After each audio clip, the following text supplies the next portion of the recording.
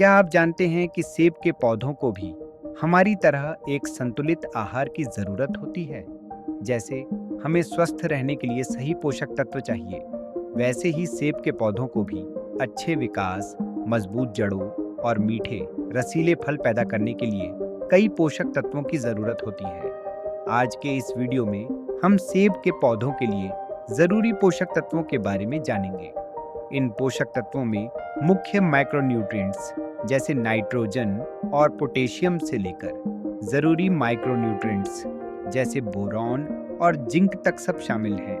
तो चलिए जानते हैं सेब की खेती के बेहतरीन राज, पौधों का पोषण। सेब के पौधों की सेहत, उनकी बरहट और पैदावार में पोषक तत्वों का बहुत बड़ा योगदान है। ये तत्व पौधों के हर हिस्से को मजबूती देते हैं, जड़ों से लेकर पत्तियों तक और फूलों से लेकर फलों तक। पोषक तत्वों के प्रकार, आइए पहले हम इन पोषक तत्वों को दो हिस्सों में बांटते हैं। मैक्रोन्यूट्रिएंट्स जो ज्यादा मात्रा में चाहिए होते हैं और माइक्रोन्यूट्रिएंट्स जो कम मात्रा में बहुत प्रभावी होते हैं। सबसे पहले हम जानेंगे मुख्य मैक्रोन्यूट्रिएंट्स के बारे में। मैक्रोन्यूट्रिएंट्स वो तत्व हैं जो सेब के पौधों को ज्यादा मात्रा में चाहिए होते हैं, जैसे nitrogen, phosphorus, potassium, calcium, magnesium और सल्फर। नाइट्रोजन सेब के पौधों की पत्तियों और टहनियों की बढ़त के लिए जरूरी है। यह प्रकाश संश्लेषण को भी बढ़ावा देता है, जिससे पौधा ऊर्जा प्राप्त कर सके। लेकिन ध्यान दें, बहुत ज्यादा नाइट्रोजन देने से पत्तियां तो घनी हो जाती हैं, लेकिन फल की पैदावार घट सकती है। फास्फोरस पौधों की जड़ों की वृद्धि में मदद करता है और ऊर्जा संचार को बढ़ावा देता है। यह पौधे को मजबूत बनाता है और फूल आने की प्रक्रिया को भी तेज करता है, जिससे फलों के विकास में सहूलियत होती है। पोटेशियम पौधे की सेहत और फल की गुणवत्ता बढ़ाने में सहायक होता है। यह पौधों को रोगों से लड़ने में मदद करता है और फल को मजबूत व आकर्षक रंग देने में मदद करता है। पोटेशियम फलों में शुगर के स्तर को बढ़ाता है, जिससे उनका स्वाद और मिठास बेहतर होता है। कैल्शियम पौधों की कोशिका दीवारों को मजबूत करता है और फलों को सुदृढ़ बनाता है। यह सेब में बिटरपिट जैसी समस्याओं को रोकने में मदद करता है, जिससे फल अधिक समय तक स्वस्थ रहते हैं।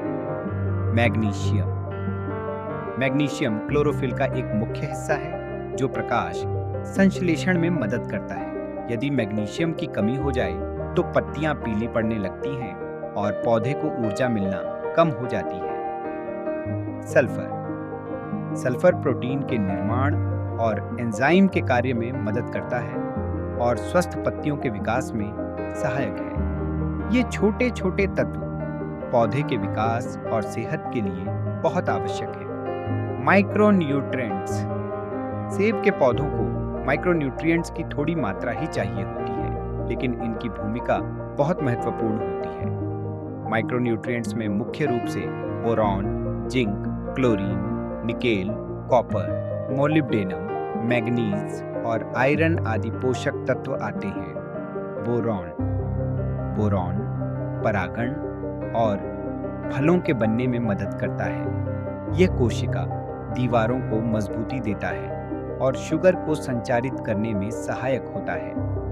जिंक पत्तियों का आकार, तनों की लंबाई और जड़ों के विकास को प्रभावित करता है। यह वृद्धि दर और नई कलियों के निर्माण में भी मदद करता है। क्लोरीन बहुत कम मात्रा में चाहिए होता है, लेकिन यह पौधों की जड़ों और पत्तियों के कार्यों को संतुलित करता है और रोग प्रतिरोधक क्षमता बढ़ाता है। निकेल नाइट्रोजन प्रबंधन में मदद करता है और इसे संतुलित रखने में सहायक है, जिससे पौधा अधिक स्वस्थ रह सके। कॉपर पौधों के मेटाबॉलिज्म में सहायक है और कोशिका दीवारों को मजबूती प्रदान करता है, जिससे पौधा रोगों से लड़ सकता है। मैग्नीज और आयरन ये दोनों क्लोरोफिल निर्माण और प्रकाश संश्लेषण में भूमिका निभाते हैं। मैंगनीज एंजाइम सक्रिय करता है, जबकि आयरन ऊर्जा उत्पादन में सहायक है। मोलिब्डेनम यह नाइट्रोजन फिक्सेशन में मदद करता है और पौधे को प्रोटीन निर्माण में सहायता करता है। मिट्टी की गुणवत्ता और पोषक तत्वों की उपलब्धता। पौधों की सेहत न केवल पोषक तत्वों पर बल्कि मिट्टी की गुणवत्ता पर भी निर्भर करती है। मिट्टी की संरचना और जैविक पदार्थ। अच्छी मिट्टी में रेत, गाद और मिट्टी का सही संतुलन होता है। जैविक पदार्थ मिट्टी की संरचना और नमी को बनाए रखता है और पौधों के पोषण को बढ़ाता है। मिट्टी का पीएच स्तर। सेब के पौधों को हल्की अम्लीय मिट्टी पीएच 5.5 से 6.5 में अधिक फायदा होता है। अधिक अम्लीय या अधिक क्षारीय मिट्टी में पोषक तत्व उपलब्ध नहीं होते हैं, भले ही वे मिट्टी में मौजूद हों। विद्युत चालकता। मिट्टी की विद्युत चालकता पोषक तत्वों की उपलब्धता का सूचक होती है। अधिक ईसी से पौधों पर नमक का प्रभाव पड़ सकता है, जबकि बहुत कम ईसी पोषक तत्वों की कमी का संकेत हो सकता है। सेब के बागानों के लिए पोषक तत्व प्रबंधन के सर्वोत्तम उपाय।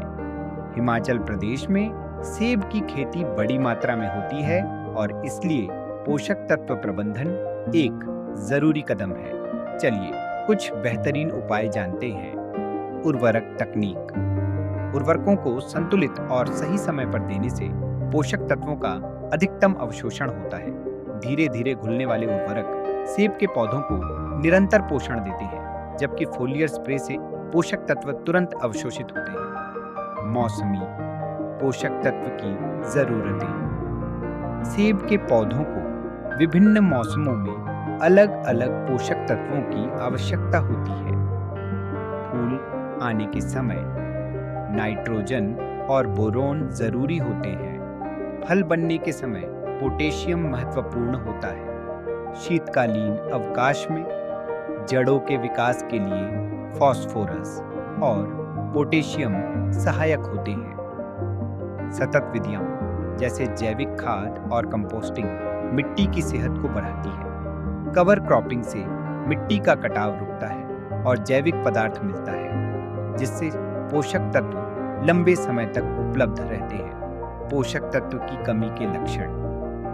पोषक तत्वों की कमी के संकेतों को जल्दी पहचानने से बड़ी समस्याओं से बचा जा सकता है। यहाँ कुछ आम लक्षण हैं। नाइट्रोजन की कमी, पुराने पत्तों का पीला पड़ना और बढ़त में रुकावट।